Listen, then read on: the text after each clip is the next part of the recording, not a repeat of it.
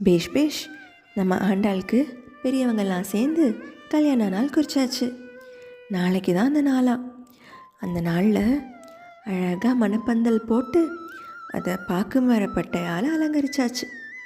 அந்த மணப்பந்தலுக்குள்ளே நம்ம கோவிந்தன் சும்மா சிங்கம் மாதிரி நடந்து வருவதை ஆண்டாள் தன் கனவுல கண்டதா தோழிக்கு சொல்கிறா. பாசுரம் 2. நாளை வதுவை மனம்.